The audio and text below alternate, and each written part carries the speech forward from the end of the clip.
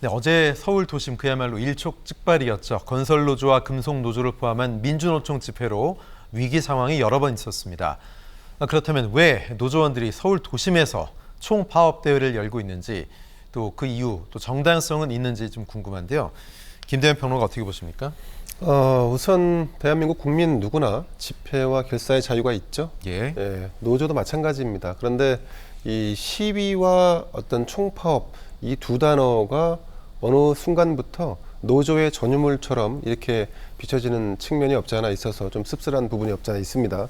자, 지금 건설노조와 금속노조가 대규모 집회를 열었는데, 우선은 건설노조 같은 경우는 조합원의 분신 사건이 있었습니다. 그래서 그걸 추모하고자, 또 분향소를 설치하고자 대규모 이 집회를 열기로 했는데, 근데 이제 경찰과 아무래도 충돌이 좀 있었습니다. 구조물 설치나 이런 부분들이 국민 불편을 초래하고 불법이다라고 해서 철거를 요구하는 이런 경찰과 또 노조의 충돌이 있었던 것이고, 금속노조 같은 경우는 주 69시간제 이 어떤 노동 시간의 유연성과 관련된 정부의 입장과 기존의 노동의 어떤 강도를 좀 낮추자라고 하는 노조의 주장, 이게 충돌하고 있는 이 상황, 그리고 최저임금을 인상하자 이런 부분들이 두루두루 이제 정부의 입장에 좀 비판적인 아니면 반대하는 이런 목소리를 내기 위한 이런 시위였는데, 여기에 이제 사실은 기름을 붓는 격이 됐던 게 광양제철소 앞에서 금속노조 산하의 조합원이 시위를 하고 있는데 경찰이 과잉 진압을 했다. 그래서 이제 유혈 사태가 좀 있었는데, 이런 부분이 부상을 당했죠. 그렇습니다. 부상을 당했죠. 이런 부분이 이제 조금 이제 화를 돋았고, 그래서 아마 지난 주말 이 대규모 집회가 열린 것 같은데요. 저는 이 노조가 집회를 할 수 있다, 총파업도 가능하다. 하지만 그 안에 불법과 폭력이 얼룩져서는 안 된다. 그리고 이런 집단 행동에 나서기 전에 정부는 이 대화와 타협, 그리고 그 틀이 마련돼 있죠. 노사정위원회가 그 활동을 좀 하면서 노조의 어떤 요구사항도 반영을 하고, 또 정부의 입장도 서로 대화를 하면서 결론을 만들어가는 그런 과정이 필요한데, 지금은 그게 잘 안 되고 있는 게 좀 안타깝습니다. 네. 자, 박창원 교수께서 어떻게 생각하시는지 모르겠는데요. 정부가 오히려 노조원들을 자극해서 거리로 모이게 만드는 거 아니냐, 이런 시각이나 지적도 있더라고요. 어떻게 보십니까? 자칫 폭력의 악순환에 빠지지 않을까 우려가 되는 대목이 있습니다. 사실은 그동안에 이 윤석열 정부 들어서고 나서 반민주당, 반노조 이 부분이 굉장히 명확했어요.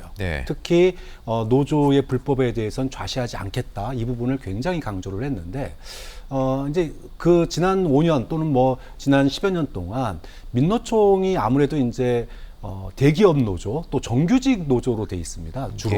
그러다 보니까 대기업과 정규직들의 지위가 우월하잖아요. 그러니까 급여 조건이라든지 단협 내용들이 굉장히 좋습니다.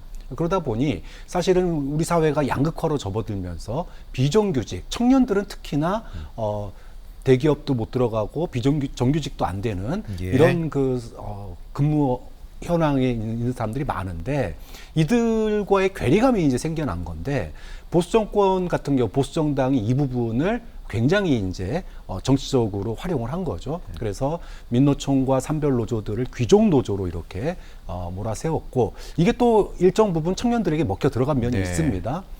근데 문제는 그거야 정치적인 이해득실이 있는 거니까 얼마든지 싸울 수 있는 부분인데, 노조에 대한 압박 수위가 지난번 건폭 논의에서부터 보여지듯이 이게 이제 조합원들의 극단적인 저항까지 이어졌어요. 그리고 대우조선 해양 사태에서 보여지듯이 불법으로 내몰리는 불가피한 불법에 대해서도 준법을 엄단하다 보니 이게 이제 노동자들의 어떤 그 파업권을 제한하는 형태로까지 갈 수 있다는 우려감이 있는 거죠. 그러다 보니까 민노총과 건설노조 중심으로 해서 지금 이제 경고 파업에 나섰고, 윤석열 정부의 어떤 그 반노조 정책에 대해서 더 이상 좌시하지 않겠다라고 하는 사실상의 경고 파업이거든요. 그렇기 때문에 앞으로 갈등이 더 격화될 가능성이 지금으로서는 예상되는 그런 형국이다, 이렇게 봐야 되겠죠. 네, 지금 말씀하셨듯이 노조와 정부 간 갈등이 격화되고 있다, 더 극에 달할 수 있다는 증거들 어제 집회 현장에서 나왔는데요. 캡사이신 분사기가 6년 만에 등장을 했습니다. 쐈던 건 아닌데 고공 시위를 벌이던 한국노총 노조원은 경찰 진압에 또 피를 흘린 채 부상을 당해서 병원으로 이송이 됐고, 경찰의 대응 상당히 좀 거셉니다. 박 교수님, 뭐 불가피한 대응이었을까요? 과잉 대응이었을까요?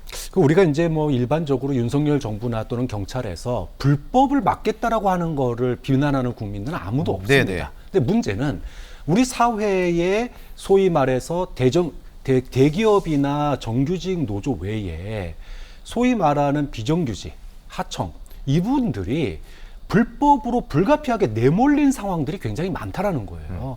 지난번 대우조선 해양 때도 하청을 하다 보니 그분들의 보수라든지 근무 여건은 굉장히 열악했거든요. 네. 근데 거기에 대해서 극단적인 시위를 할 수밖에 없는 상황으로 내몰린 분들에 대해서 불법이니까 엄단한다. 예. 결국은 파업 끝나고 나서 그분들에게 수십억 원의 지금 손해배상이 청구가 돼 있는 상태입니다. 이번에 포스코 건설 앞에서의 그 유혈 사태도 마찬가지예요. 포스코라고 하는 대기업 원청이 있고 그 원청 밑에 하청들이 있는데 이 하청들의 노동자들의 어떤 열악한 상황들을 개선하기 위해서는 원청이 그 부분을 해줘야 되는 부분이 있거든요. 그런데 원청은 우리 관할 아니다라고 대화를 거부하다 보니 그 사무실 그 안에 들어가면 불법입니다. 그러다 네. 보니까 불가피하게 그 정문 앞 도로에서 고공농성을 시작을 한 거예요. 그러니까 이렇게 불법으로 내몰릴 수밖에 없는 환경들은 외면하고 법을 어겼으니까 무조건 엄단하겠다. 예. 이런 거에 대해서 노조가 반발하는 측면이 있거든요. 그러니까 이 부분을 너무 한쪽에서 정부에서는 불법이니까 안 된다라고 그러고 또 노조에서는 그럼 우리가 불법 말고 할 수 있는 게 뭐냐. 이런 원청과의 소위 원청의 책임성을 강조하고 이 부분이 해결되지 않는다라면은 비정규직이나 하청 노동자들의 어려움은 개선되지 않는 이런 상황들이 맞물리다 보니까 네. 지금 이제 극한적인 대립으로 가고 이게 자칫 악순환에 빠질 수 있는 가능성을 이번 포스코 하청 노동자의 그런 그 고공농성의 진압 과정에서 나오지 않았느냐 그런 이제 우려가 드는 거죠. 네, 어제 집회 현장에 대해서 또 진압하는 과정에 대해서 야당들은 크게 반발하고 있습니다. 먼저 민주당 측은 경찰이 곤봉으로 노동자를 내려치고 강제 연행의 유혈 사태까지 과거 군사정권 시절의 일이 아닌 2023년 노동 탄압의 현 주소다. 정의당은 진압 과정에서 경찰봉을 사용한 건 매우 이례적이고 폭력 진압의 책임자 처벌 및 사내하청 노동자의 노동 3권 보장을 요구한다라고 얘기하고 있습니다. 폭력 진압이다. 정부의 비판 목소리를 야권에서 내고 있는데 김대현 평론가님 뭐 동의하십니까? 국민의힘 측에서는 물대포 다시 쏴야 된다 이런 얘기도 나오고 있는 것 같은데요. 글쎄 뭐 국민의힘이 물대포 얘기를 왜 꺼냈는지 참 정치적인 하수 같은 발언인 것 같은데요. 예. 자, 그보다 더 중요한 것은 불법이 자행된다.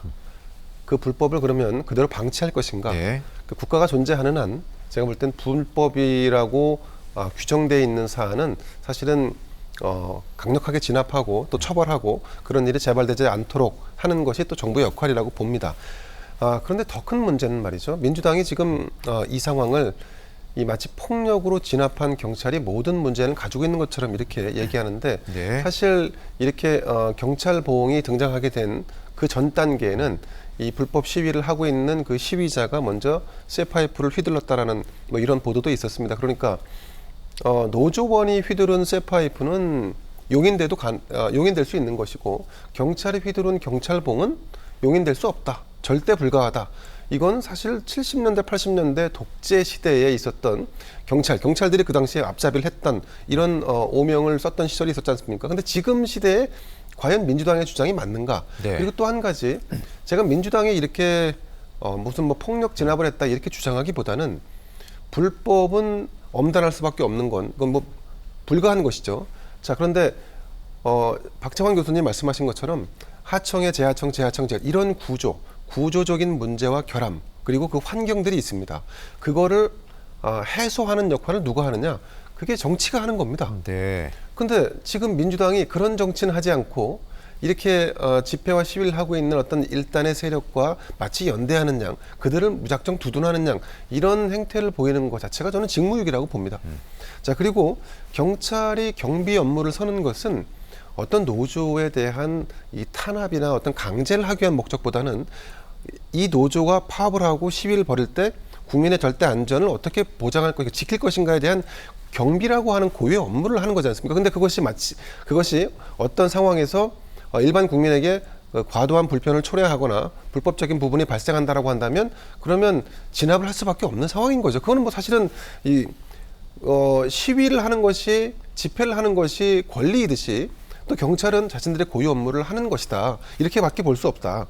만약에 지금 이런 어떤 진압의 과잉 여부가 논란이 돼서 네. 노동자들의 어떤 반발이 더 커지는 것 아니냐 이런 지적도 있을 수 있는데, 저는 과거에도 그랬고 지금도 그렇고 노조만의 어떤 성역에 갇혀서 그들만의 어떤 리그나 그들만의 목소리를 내서는 이런 시위나 집회가 실패할 수밖에 없다. 결국은 궁극적으로는 국민의 동의와 공감을 얻어야 되는데 예. 지금 벌어지고 있는 금속노조나 아니면 건설노조가 그러면 국민의 공감대를 확고하게 확보하고 있는가에 대해서 스스로 한번 돌아봐야 한다라고 봅니다. 네. 만약 관성대로 시위하고 또 불법이 다수 녹아있는 이런 행태를 보인다고 한다면 제가 장담컨대 국민적 동의를 얻어서 그것이 결국은 대정부 투쟁이나 어떤 윤석열 정부를 상대로 해서 요구하고 관철시킬 수 있는 것들을 이뤄내기는 굉장히 어려워질 것이다, 이렇게 봅니다. 예.